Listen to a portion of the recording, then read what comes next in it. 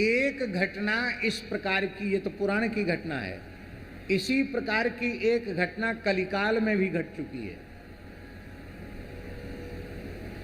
परम पूज्य पंडित श्री जगन्नाथ प्रसाद भक्तमाली जी के मुखारविंद से तुलसी जयंती के अवसर पर हमने ये कथा उनकी वाणी से सुनी थी और गीता प्रेस में भी ये छपी थी।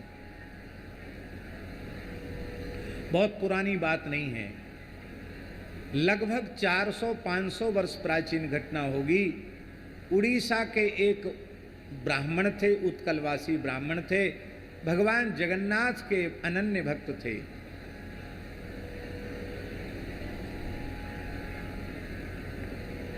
अपने लड़के बच्चों का शादी ब्याह करके निवृत्त होके अपनी पत्नी के सहित पुरुषोत्तमपुरी जगन्नाथपुरी में निवास करने लगे।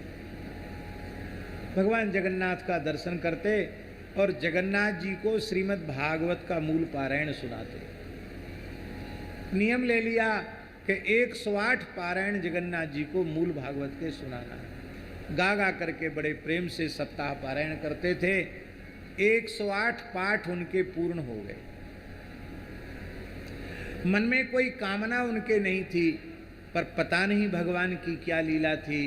ध्यान से सुने, बहुत महत्वपूर्ण बात बता रहे हैं। पता नहीं क्या भगवान की विलक्षण लीला थी कि 108वें पाठ की पूर्णाहुति पर एक कामना जग गई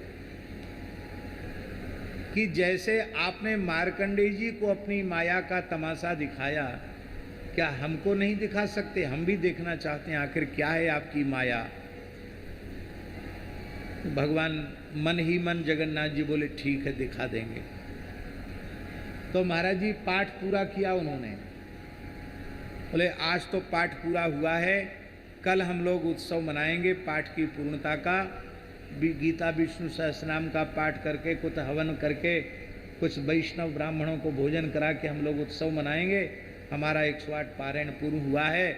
आज हमारा पेट थोड़ा सा गड़बड़ है, इसलिए हम मध्याह्न संध्या करने जा रहे हैं, समुद्र स्नान करने जा रहे हैं। लौट के आएंगे तो आज केवल खिचड़ी सिद्ध कर लेना, ठाकुर जी को खिचड़ी भोग लगाकर खिचड़ी पाएंगे। ब्राह्मणी बोली ठीक है।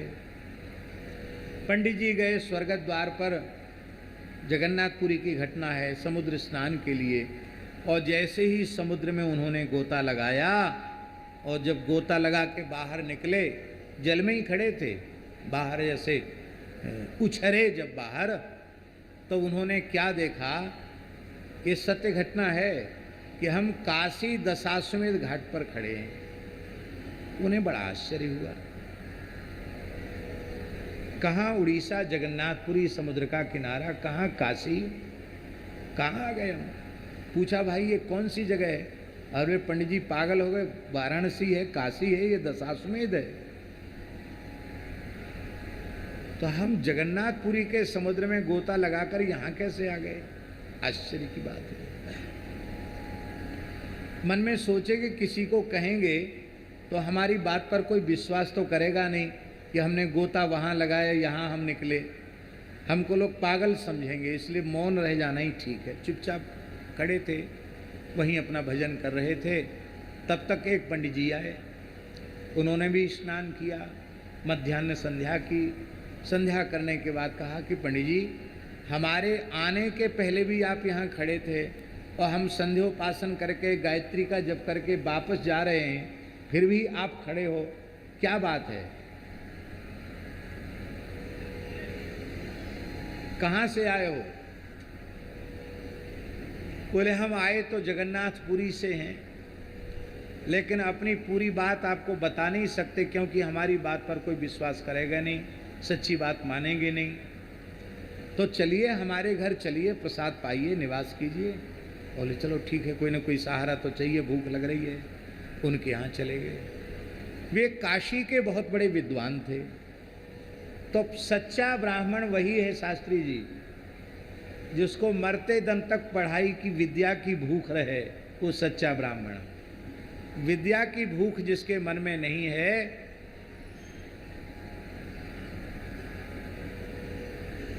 कुछ न कुछ कसर है उसके विप्रत्व में। इसलिए वेद में लिखा है शास्त्री जी यावत जीव मधीते विप्रः। ब्राह्मण का धर्म क्या है? ब्राह्मण जब तक जिए तब तक विद्यार्थी बनकर जिए, क्योंकि ये शास्त्र ही उसकी संपत्ति है।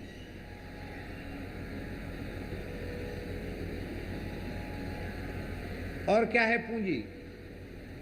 शास्त्र के अतिरिक्त और क्या पूंजी है? इसलिए वेद में लिखा है विद्या वै ब्राह्मण माजगाम। सृष्टि के आरंभ में विद्या देवी सर्वप्रथम ब्राह्मणों के निकट पहुंची और उन्होंने कहा सेवधिष्ठेयमस्मि, हे ब्राह्मणों, मैं तुम्हारी निधि हूँ, तुम्हारी संपत्ति हूँ। अपनी संपत्ति की सब सुरक्षा करते हैं, तुम हमारी सुरक्षा करो। ब्राह्मणों ने कहा आपकी सुरक्षा कैसे होगी? बोले जो गौ से, ब्राह्मणों से, वेद से द्वेष करता हो ऐसे व्यक्ति को मुझे मत देना, यही मेरी सुरक्षा है। गौ, ब्राह्मण और संतों में जिनकी श्रद्धा है, वेदादि शास्त्रों में जिनकी श्रद्धा है, उन्हीं को देना, वेद में लिखा है। तो पंडित जी के मन में आया कि कोई बात नहीं, अब यहाँ आ गए सो आ गए, इतने बड़े विद्वान हैं, हम तो बहुत थोड़े से पढ़े लिखे थे। अच्छा यहाँ ठीक से न्याय व्याकरण वेदांत आदि पढ़ लेते हैं। तो वहाँ पढ़ने लग गए। वो कुशाग्र बुद्धि थी, पढ़ते पढ़ते बहुत कुछ पढ़ गए। वो पंडित जी बोले भाई देखो हमारी एक ही बेटी है, पढ़ाने वाले गुरुजी, हमारे कोई पुत्र है नहीं, और तुम्हारे जैसा पवित्र विद्वान सदाचारी ब्राह्मण दुर्लभ है, तो मेरी कन्या का विवाह आप, मेरी आज्ञा है, दोष नहीं लगेगा, विवाह कर लो। तो उनका विवाह भी हो गया,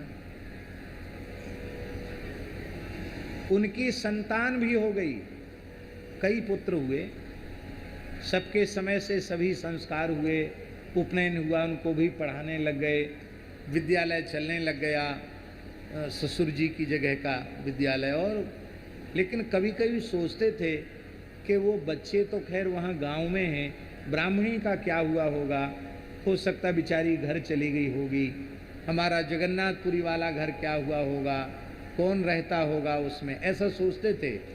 लेकिन मन में सोचते कि मैं किसी को कहूँगा कि हम वहाँ गोता लगाए, यहाँ उखरे, ऐसा ऐसा हो गया, मेरी पत्नी है, बच्चे हैं, तो लोग कहेंगे दिमाग ठीक है कि नहीं, पागल तो नहीं हो। इस डर के संकोच के मारे किसी से कुछ नहीं बोलते थे। एक दिन मन में सोचा कि चलें दशाश्वमेध पर स्नान करके मध्याह्न संध्या करके आवें। तो मध्याह्न संध्या के लिए जैसे ही दशाश्वमेध घाट पर आए, जैसे ही गोता लगाया, सो क्या देखते हैं कि हम जगन्नाथपुरी में स्वर्गद्वार द्वार के समुद्र में खड़े हैं। और ये क्या हुआ, काशी से यहाँ कैसे आ गए? वहाँ का परिवार वहाँ रह गया, लड़के बच्चे, उनके बच्चों के ब्याह हो गए। आश्चर्य की बात महाराज जी। तो चलें, जल्दी चलें, यहाँ ब्राह्मणी मरी होगी कि जी होगी, चलें। तो जल्दी जल्दी धोती गमछा निचोड़ा तक नहीं, अपना कमंडल ऐसी खाली लेके अर्ध विक्षिप्त पागल की तरह, पानी टपक रहा है कपड़ों से, और पहुंच गए ब्राह्मणी के पास। जिंदा है कि मर गई, कहाँ चली गई? आए तो क्या देखे, ब्राह्मणी बोली रोज संध्या करके आते थे, आज बिना संध्या किए चले आए। अभी तो गए थे, अभी तुरंत चले आए, मध्याह्न संध्या तक नहीं की। हमने चूल्हे पर जो अदन धरा था, खिचड़ी बनाने की कह के गए थे, वो पानी अभी गर्म नहीं हो पाया। इतनी जल्दी क्या पड़ी थी, एक गोता लगा के चले आए। अब कपड़ा पहनो, तिलक स्वरूप करो, मध्याह्न संध्या करो, तब तक खिचड़ी बन के तैयार हो जाएगी। बोले देवी तुम्हारी खिचड़ी का पानी गर्म नहीं हुआ, हम तो बनारस में 12 साल तो पढ़े, फिर गुरुजी की आज्ञा से गुरुपुत्री से विवाह किया, वहाँ भी बच्चे हो गए, और वहाँ भी सबके नाती पोते ब्याह काज हो गए, और हम वहाँ मध्याह्न संध्या करने आए थे, फिर यहाँ आ गए। बोले आप पागल तो नहीं हो गए, आप ठीक तो हैं? कहा नहीं नहीं देवी, मैं बिल्कुल पागल नहीं हूँ, मैं शास्त्रों का चूड़ांत विद्वान हूँ, क्या बात बोल रही हो? बोले कुछ नहीं, तुम्हारी तबीयत खराब है, लेट जाओ थोड़ी देर। ब्राह्मणी ने कपड़े पहना के लिटा दिया। मन में सोचने लगे, प्रभु क्या हो गया, मैं वस्तुतः पागल हो गया हूं क्या, ये क्या हो गया।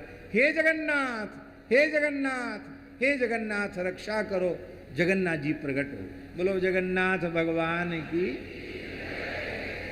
जगन्नाथ जी बोले, ये आपने योग माया देखने की इच्छा व्यक्त की थी, तो सच्ची बात यही है कि अभी खिचड़ी का पानी गर्म नहीं हुआ, इसी बीच में इतना सब दिखाई सुनाई पड़ गया, इसी का नाम योग माया है। इस विलक्षण जगत की सृष्टि भगवान जो करते हैं वो किसके द्वारा करते हैं? अपनी अचिंत शक्ति योग माया का आश्रय लेकर के ही करते हैं। जेहि सृष्टि उपाई त्रिविध बनाई, संग सहाय न दूजा। ये त्रिगुणात्मिका जो भगवान की माया है, इसी माया से भगवान सृष्टि का विस्तार करते हैं।